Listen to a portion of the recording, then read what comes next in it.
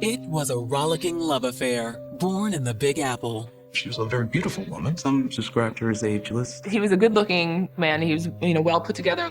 Everybody looked at him as the perfect couple, both success written on them. But behind this fairy tale love story, there was danger waiting in the wings. It's not something that we see regularly in Bayonne. It was so shocking when they found that suitcase by the side of the road. The cops were thinking, who could have done this and why? It's a story made for the headlines, one that'll leave a family screaming for justice and plunge detectives deep inside a labyrinth of violence, disguise, and deception. It takes a certain soulless person to do something like that. The red flag should have come up. Something is wrong. He had a whole new identity and a whole new life. Yo, man, you killed my mother in cold blood. Saturday, April 7th, 2007. It's a sunny Easter weekend in Riverdale, an upper-middle-class neighborhood on the northernmost edge of New York City's Bronx borough. But while most residents are enjoying a quiet afternoon, along Fieldston Road, New York State Department of Transportation employee Tony Harris is making his daily rounds under the Hudson River Parkway. The Department of Transportation person was working, cleaning the area. He sees a suitcase or bag leaning up against the wall of the underpass.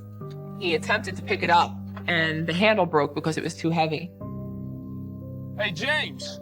So he called over one of his coworkers to see if they could lift the bag together and realized it was just way too heavy. Ugh, good grief, what's in that thing? When Tony moves to open the duffel bag, he notices it's already partially unzipped. He sees a plastic bag protruding somewhat from the open zipper, and he uses a stick to penetrate the bag, and in doing so, he sees a white sheet, what appears to be blue jeans and white socks, and immediately realizes something is wrong. I think there's a body in here. Tony makes a call to his supervisor. Hey, I think we just found a body in a duffel bag. If you'll stay back by the car, we'll check it out. Within minutes, officers are on the scene. Inside the duffel bag, police soon confirm what everyone else already fears.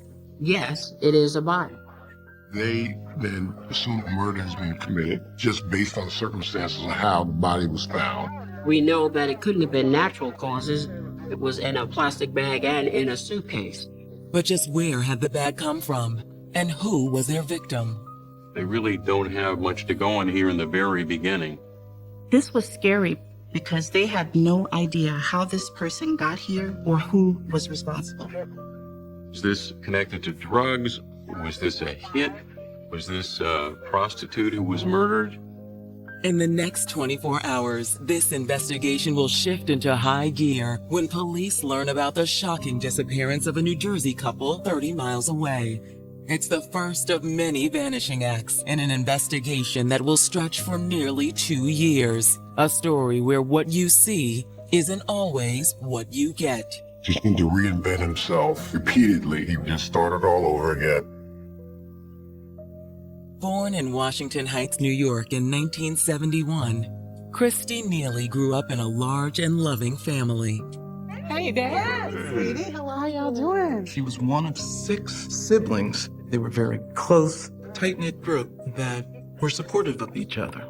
From an early age, Christy stood out for her remarkable beauty. She just had this bright smile that would light up a room. It was infectious. She was a very beautiful woman. But everyone agreed, Christy was much more than a pretty face. She was smart, she was ambitious, she was hardworking, and she wanted to make something of her life. And one area that she was interested in was the law. But in the fall of 1992, Christy's life took an unexpected turn. Christy found out that she was pregnant. She was dating a guy named Antoine, and she decided to keep the child. Christy loved her son, Jaden, and she was determined to make sure that he got the life he deserved. He was everything to Christy. Still, as much as Christy adored her son, raising a young child in New York City wasn't easy, and Christy struggled to make ends meet. She worked in Manhattan as a telemarketer. She had to be on a certain schedule to get to work on time and deal with whatever it was that she was trying to do. She came from a great family, but she was a proud woman, And most likely, she did not want to ask her family for financial assistance. But New York City is one of the most expensive cities in the world. And sometimes you're just one bill away from being out on the streets. At the same time, she started having relationship issues with Antoine, who was allegedly abusive. Finally, she said, enough is enough, and she moved out. So she ends up living in the women's shelter in East Harlem. It was far from the life Christy had imagined for herself, but she still remained optimistic. Don't worry, baby. We're not gonna be here long. Then, in 2002, Christy finally made good on that promise. She was going to law school. She was looking after her child and making sure that he was moving forward in a positive direction. She herself was on an upward trajectory. While Christy enjoyed being back in school, this vibrant young mother soon found something, or rather someone, who captivated her attention just as much as law school did. 40-year-old Sean Sutherland. From the moment Christy first laid eyes on Sean in her paralegal course, sparks flew. He was a good-looking man. He was, well put together. It looked like he took care of himself as far as his physical build. Maybe 6'2", broad-chested. Sean had apparently worked in a couple of law firms, and he also worked as a caddy at some of the most exclusive golf courses in New York and New Jersey. Both her quest as well as his quest for education was indicative of this couple. Think you might want to hang out and have a drink later on? I think I like that. Okay. Yeah, I think I like that a lot. The relationship blossomed over the next several months. The two were inseparable, and they were falling harder and harder for one another. Sean basically treated her like a queen. While Sean's touch could send a shiver racing down Christy's spine, his growing bond with her son Jaden also made her heart sing. Sean treated him like his son. He considered Sean to be his stepfather. Want to see some hoops? Oh, yeah. You think you could beat me? Yeah, I know I can. All right, let's go. It was a great family environment. And in 2005, Sean suggested they get a place together outside New York City. I think Christy was a little hesitant to move out of the city and away from her family, but Sean convinced her that it was best for her and her son. That summer, they moved less than an hour away to Bayonne, New Jersey. It's a very nice community. There's a lot of children. It's a very family-oriented community. And while they both continued taking law classes, Sean soon landed a nice-paying gig at the best golf course in town. He worked at the golf course, the Bayonne Country Club, as a caddy. If you're a good caddy, you can make a lot of money, especially the club in Bayonne. Those are like senior executives in Fortune 500 corporations. With a new home, added financial security, and a beautiful blended family, Christy and Sean looked primed to continue their upward path. Everybody looked at them as the perfect couple. Both go-getters on the go, both success written on them. But no one could imagine the horrifying chain of events that was about to rip apart this happy couple's idyllic life. It takes a soulless person to do something like that. In early 2007, nothing seemed impossible for Bayonne, New Jersey residents Christy Neely and her boyfriend, Sean Sutherland. In the eyes of the community, both Sean and Christy, quite a handsome couple, quite a great-looking family. They appeared to be what the American dream could be described as. They had been together for the last 5 years. Both were happily employed, and they were providing a home for Christy's son, Jaden, which he deserved. Life seemed good. While it seemed this upwardly mobile couple's fortunes were rising faster than the Manhattan skyline, a sickening discovery on April 7th, 2007, underneath a Bronx overpass, sets in motion a chain of events that will cast a dark cloud over their lives. Is the area secure? Yes, ma'am. We secured the area. What do we got? Well, the Department of Transportation worker had gone under the underpass there along the Henry Hudson Parkway and discovered this luggage, tried to remove that piece of luggage. Judging by the odor, it had been there for a few days. The body had been twisted to fit inside of this suitcase. It was a really shocking find, even for seasoned detectives. The victim appears to be a female, but at this point, that's all detectives know. There was no identification on her. There was no purse. There was nothing to indicate who she was or where she came from. So she was wearing a white t-shirt, denim shorts, Converse sneakers with no laces, and a black belt with silver rings on it. While the woman's identity remains a mystery, her cause of death does not. There was a lot of bruising and abrasions indicating struggle that went on. Ultimately, her neck had been compressed. She was strangled, and that's how she was killed. This didn't happen easily and it didn't happen quickly. And judging by the scene, their victim didn't die here. Circumstances being what they were, that it appears that it's a crime of a personal nature. Obviously, they were looking to conceal this body and discard it without anyone noticing it. As for motive, the possibilities seem endless.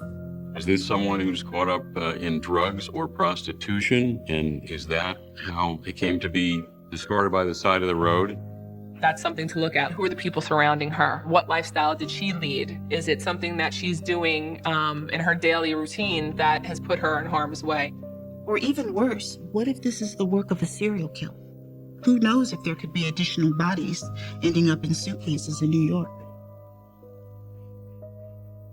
While the Riverdale neighborhood is one of the nicer sections in the Bronx, maybe that also made it a perfect location to dump a body. Perhaps the perpetrator might think there would have been less of a police presence. Therefore, it would have been easier to dump the body without being spotted.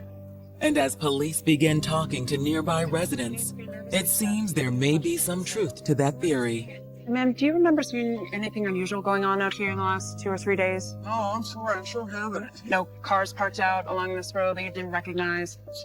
I didn't notice anything. All right. No one had seen anything, and the police didn't find any evidence in the surrounding area. So this was a total mystery.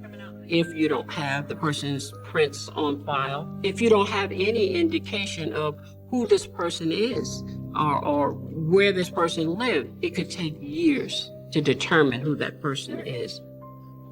Detectives! Excuse me. Then a search of the bag yields a small ray of hope. This is what we got out of the bag. Some jewelry. Along with a bracelet, the victim was wearing a small pinky ring. It was a silver, two-stone turquoise ring. It's not much, but maybe it's the traction this investigation so desperately needs. Let's add that to the description and get it out to the media as soon as possible, all right? Yes, ma'am. Most people know what their friends or family may wear. If it's a ring or a bracelet or something, they had to get it out there. NYPD had to get it out to the public. And the public is really one of the best resources that we have in police work. On April 9th, authorities release a sketch of their victim to the media, along with a photograph of the jewelry. The press immediately picks up the case, and multiple media outlets run the story on their evening news programs. As one might imagine, finding a body inside of a suitcase is not an everyday occurrence. That evening, a New Jersey woman named Carol Cassay is just settling into bed when she decides to turn on her television set. She was watching a clip about a woman's body that was discovered on the side of the Henry Hudson Parkway in the Bronx inside of a suitcase. It's at that moment the news program shows the victim's composite sketch and her jewelry. Oh my God. She recognizes some of the jewelry as being rings that she herself had purchased for her friend. As Carol reaches for her phone, nothing could prepare her for what she's about to hear. It was enough to break your heart. But the worst part about it was that there were 2 missing people. An evening news report on April 9th, 2007, about an unidentified murder victim discovered underneath a Bronx freeway has jolted New Jersey resident Carol Cassay into panic mode. While Carol's watching this, she recognizes some of the jewelry as being rings that she herself had purchased for her friend, Christy Neely. Carol immediately calls Christy's younger brother in New York. Please don't hit his keycard. When she sees this, she reaches out to Christy's brother, Chris, and she lets Chris know that she had just seen this on the television and she believes that the woman in the suitcase might possibly be Christy. No. Chris's response stuns Carol. Carol, this is hard to say, but Chrissy's disappeared. Yeah, she's been missing for 4 days now. What? Chris lets her know that, they're in the middle of filing this missing persons report for Christy. As her friends and family hold out hope that the dead woman featured on the evening news isn't their beloved Christy, detectives dig deeper into the missing persons report filed by Christy's family. We didn't know which direction we were headed, whether we thought that she had left home due to an argument, or was there actually something more going on? One of the first people investigators want to talk to is the man who filed the missing persons report, Christy's brother, Chris Neely. Hi, Chris. Hey. I'm Detective Diaz, and we brought you in just to ask you a few questions, okay? Okay. Can you tell me when you found out that Christy was missing? According to Chris, everything he knows at this point comes from Christy's 14-year-old son, Jaden. That morning, Chris apparently had gotten a panicked call from his parents. They were worried about Jaden. Chris says he rushed to his sister's apartment, where he found his nephew frightened and alone. Jaden eventually tells Chris that it's been more than 4 days since he's seen either his mother or Sean. Why didn't you tell anyone your mom and Sean was missing so long? I just thought they were coming back. He always felt like she's going to come back. Talking about his mother. And he thought Sean was going to come back too. But after a few days, Chris says his nephew finally realized something was terribly wrong. Jaden was out of food, he was alone, he was scared, and it was at that moment that he decided to call his grandparents. Chris says after Jaden's call, he and his family had spent the afternoon trying to reach Christy and her boyfriend, Sean. Called the cell phone and just kept going to voicemail. Finally, Chris says he had no choice but to call the police. Patrol officer was sent to the residence to initiate a missing persons report. Chris, along with the rest of the family, wound up spending hours with the police attempting to kind of figure out what was going on. Chris claims police tried to reassure the family that Christy and Sean could still turn up. Very rarely, and thankfully, do we have missing persons investigations that amount to something serious. And have either Christy or Sean ever done anything like this before or disappeared about? Never. For investigators, the story of the couple's mysterious disappearance is deeply alarming. But there's one thing investigators must find out from the medical examiner's office before they proceed any further. It has to do with the remains found inside the black duffel bag. They needed to know if the victim indeed was Christy. On April 10th, Christy's father meets detectives at Jacoby Medical Center in the Bronx. Soon, the family's worst fears are confirmed. News of Christy's death hits the entire family hard. He had the unfortunate experience of going to the morgue in New York and identifying his precious daughter. But no one is more devastated than her son, Jaden. He loved his mother so much, and her death caused this big empty void of loss, devastation, and sadness. Jaden is also the last person to have seen either Christy or her boyfriend Sean. And despite Jaden's loss, police need to speak to him immediately. I know this can't be easy for you, but we really want to catch the person who's responsible for your mother's death. So I just need you to take your time and tell me everything that you can remember, okay? According to Jaden, 7 days earlier on the night of April 3rd, he, his mother, and Sean were at home. Jaden said that he went to his room somewhere between 9:30, 10 o'clock. He played video games for a couple of hours, and then he went to bed. I got up and I got ready for school the next morning. Normally, his mother would wake him up and make his breakfast before he would go to school. That morning, he woke up and he didn't hear his mother or see her in the kitchen. He's a 14-year-old, so he managed to prepare his own breakfast and get himself ready for school. But he did seek to say goodbye to his mom. But Jaden says Sean was the only one awake at that time.